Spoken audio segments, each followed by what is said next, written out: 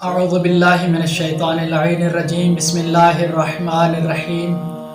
نحمدہ ونصلی علی رسولہ الکریم اما بعد قال اللہ تبارک و تعالی فی القرآن المجید والفرقان الحمید وقولہ الحق وهو اصدق القائلین بسم اللہ الرحمن الرحیم ان الدین عند اللہ الاسلام السلام علی الحسین وعلی علی بن الحسین وعلی اولاد الحسین وعلی اصحاب الحسین الذین بذلوا مہجہم دون الحسین علیہ السلام عظم اللہ اجورکم۔ میرے معزز ناظرین اکرام، السلام علیکم ورحمۃ اللہ وبرکاتہ۔ ایام عزا کا سلسلہ جاری و ساری ہے اور ایام محرم کے حوالے سے جو واقعات محرم الحرام کے ان ایام میں واقع ہوئے وہ واقعات ہم بیان کر رہے تھے، اور کل ہم نے بیان کیا کہ مکے سے لے کر کربلا کے سفر تک جو درمیان میں رکاوٹیں پیش آئی، ان رکاوٹوں میں بعض وہ لوگ بھی تھے جو وقتاً فوقتاً ابن زیاد ملعون کی طرف سے امام حسین علیہ السلام کا راستہ روکتے رہے اور مختلف قسم کے خطوط وغیرہ لے کر یا پیغامات وغیرہ لے کر مولا کے پاس آتے رہے، اور مولا کے جو خیال و فکر ہے وہ ابن زیاد تک پہنچاتے رہے۔ اسی طریقے سے جب چند لوگ امام حسین علیہ السلام سے کربلا آنے کا مقصد اور غرض و غایت پوچھ کر ابن زیاد کی طرف واپس گئے، تو 3 محرم کے دن ابن زیاد ملعون اللہ تبارک و تعالی کی لعنت ہو اس شخص پر،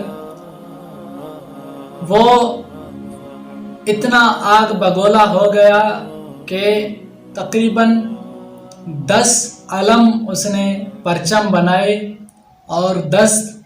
لوگوں کو دے کر 10 لشکر بنائے، اور ان لشکر والوں کو ان سپہ سالاروں کے ساتھ وہ علم دے کر آل محمد پر 3 محرم سے لے کر 10 محرم تک وقتاً فوقتاً بھیجتا رہا۔ اور وہ ملعون افراد کون تھے کہ جو محرم کے ان ایام میں لعنت کا توق پہن کر وہ ملعون افراد جو لعنت کا توق پہن کر اپنے لیے جو ابدی ٹھکانہ ہے انہوں نے جہنم قرار دیا، وہ کون افراد تھے اور ان کے ساتھ کتنی تعداد سپاہیوں کی تھی، آئیے ملاحظہ فرمائیے۔ جب امام حسین علیہ السلام کی یہ روشن خیالی اور فکر دیکھ کر وہ لوگ واپس گئے اور ابن زیاد کو بتایا کہ امام حسین نے ہمیں بتایا ہے کہ کوفے کے لوگوں نے ہمیں خط لکھے تھے، میں ان خطوط کی وجہ سے آیا ہوں اور میرا کوئی غرض و غایت نہیں ہے۔ اگر آپ لوگ میرا یہاں آنا پسند نہیں کرتے تو میں یہاں سے واپس چلا جاتا ہوں، یا پھر مجھے مدینے جانے کی اجازت دی جائے یا کوفے جانے کی اجازت دی جائے، یا بعض روایات میں اس طرح بھی ملتا ہے کہ امام نے سندھ کی طرف اشارہ کیا کہ اگر آپ لوگ مجھے یہاں امن و امان سے رہنے بھی نہیں دے رہے تو آپ مجھے راستہ دیں تاکہ میں سندھ کی طرف چلا جاؤں، لیکن مولا کا وہ بھی راستہ روکا گیا اور کربلا کے گرم ترین ریگستانوں میں مولا کو لایا گیا۔ ابن زیاد ملعون نے 3 محرم کو آگ بگولا ہو کر مسجد میں گیا اور امام حسین علیہ السلام کے خلاف لوگوں کو بھڑکایا اور جنگ کے لیے تیار کیا۔ میں نے عرض کیا کہ انہوں نے اس ملعون نے جو ہے 10 پرچم بنائے اور 10 سپہ سالار بنائے اور ان کو مختلف تعداد کے لشکر دیے۔ ہاں البتہ یہاں میں یہ بتاتا چلوں کہ تاریخ کی کتب میں یہ اختلاف پایا جاتا ہے کہ کربلا میں ان لعنتی سپاہیوں کی تعداد کتنی تھی۔ جو میں بیان کرنے جا رہا ہوں وہ کتاب ہے مدینے سے مدینے تک۔ یہ اس کتاب کے حوالے سے اور کچھ اور بھی کتب کے حوالے ہیں جو انشاءاللہ میں اسی ویڈیو کلپ میں بیان کروں گا، کہ اس میں جو پہلا علم تھا عمر ابن سعد ملعون نے 4000 سوار دے کر کربلا کی طرف روانہ کیا۔ وہ خود جو ہے عمر بن سعد کا لشکر تھا۔ دوسرا علم عروہ بن قیس کا تھا جو 2000 سوار کا لشکر لے کر کربلا کی طرف روانہ ہوا۔ تیسرا علم سنان بن انس کا تھا جس کا لشکر 4000 سوار پر مشتمل تھا۔ چوتھا علم قعقاع فہری کے بیٹے کے لیے مختص تھا جس کا لشکر 4000 سوار کا تھا۔ پانچواں علم خولی ملعون کو دیا گیا جس کے ساتھ 3000 مسلح افراد تھے۔ چھٹا علم کشعم کے لیے خاص تھا جس کے ساتھ 3000 افراد تھے۔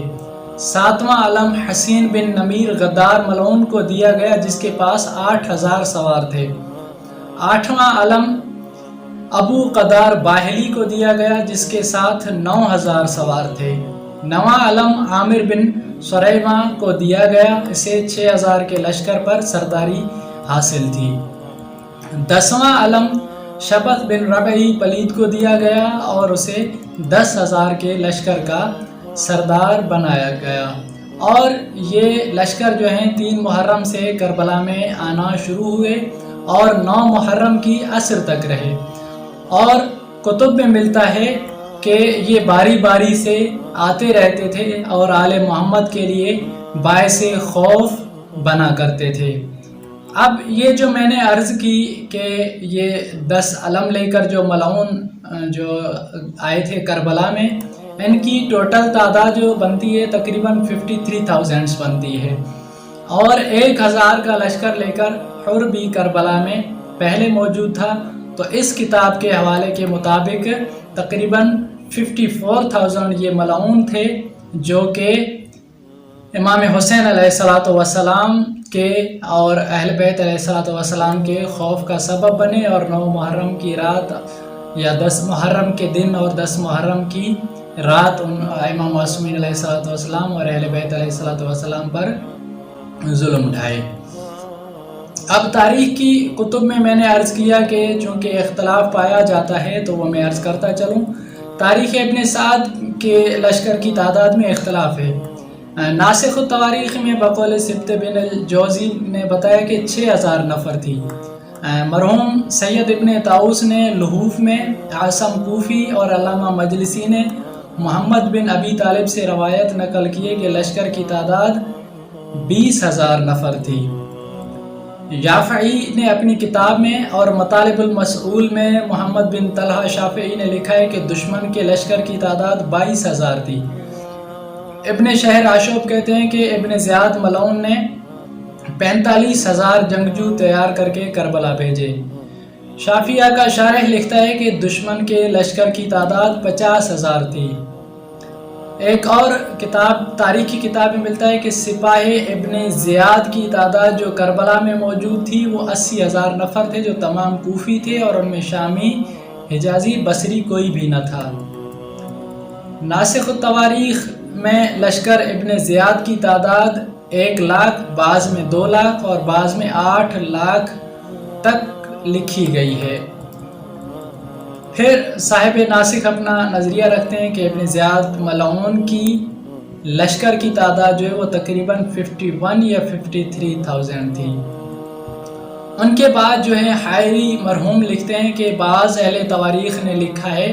کہ دشمن کے لشکر کی تعداد اس قدر تھی کہ اگر کوئی شخص ٹیلے یا بلند مقام پر کھڑا ہو کر دیکھتا تھا تو جہاں تک نظر جاتی تھی گھوڑے، افراد، تلواریں اور نیزے ہی نیزے نظر آتے تھے، اور لشکر کی کثرت جو ہے اس قدر تھی کہ اگر انسانوں کا امڑتا ہوا سیلاب کہا جائے تو بعید نہیں ہے، یا کہا جائے کہ افراد کی سیاہی رات کی سیاہی کی طرح تھی، یا پھر موسلا دھار بارش کے قطرات سے اس لشکر کی تعداد کو تشبیہ دی جا سکتی ہے۔ تو عزیزان من، یہی وجہ ہے کہ جب ہمارے اہل بیت علیہ الصلوۃ والسلام کربلا کی سرزمین پر پہنچے اور ہر آئے دن مختلف سمت سے، مختلف اطراف سے جب دشمنوں کا آنا دیکھا تو میری سیدہ عالیہ زینب سلام اللہ علیہا نے اپنے بھائی حسین کو بلا کر کہا کہ اے حسین، ہر طرف دشمنوں کی آمد ہے، جہاں سے دیکھ رہی ہوں وہاں سے دشمن ہی آ رہے ہیں۔ اے حسین، کیا کوئی تیرا دوست نہیں ہے؟ اے حسین بھائی، کیا تیرا کوئی محافظ نہیں ہے؟ کیا تیرا کوئی ہمدرد و ناصر و مددگار نہیں ہے؟ کاش اے حسین میرے بھائی آپ بھی کسی کو بلاتے تاکہ وہ ہماری نصرت و مدد کے لیے شامل رہتے۔ اور انشاءاللہ نیکسٹ ویڈیو کلپ میں ہم آپ کو بتائیں گے کہ وہ باعث افتخار شخص جس کے لیے جنت کی بشارت دی گئی، اور جو ایک علاقے سے آ کر، کوفے سے آ کر مولا امام حسین علیہ الصلوۃ والسلام کے شہداء میں شامل ہوا، جس کو امام حسین علیہ الصلوۃ والسلام نے اپنا بھائی کہہ کر خطاب کیا، وہ کون سی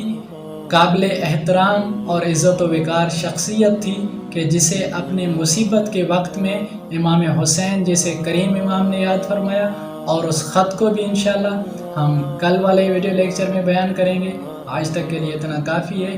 اور جہاں جہاں مجالس اور عزاداری میں جائیں، خصوصاً پرساداری کے بعد، ماتمداری کے بعد، جب جب آپ کے ہاتھ دعا کے لیے اٹھیں تو اپنے اس چھوٹے بھائی کو دعا میں ضرور یاد رکھیں۔ اللہ تبارک و تعالیٰ آپ سب کی حفاظت فرمائے، سوائے غم امام حسین علیہ الصلوۃ والسلام کے کوئی غم نہ دے، اور غم امام حسین علیہ الصلوۃ والسلام سے آپ کی جھولیاں بھر دے۔ خدا سے دعا ہے کہ اللہ آپ کی نسلوں میں حسینی بچے پیدا فرمائے۔ السلام علیکم ورحمۃ اللہ وبرکاتہ۔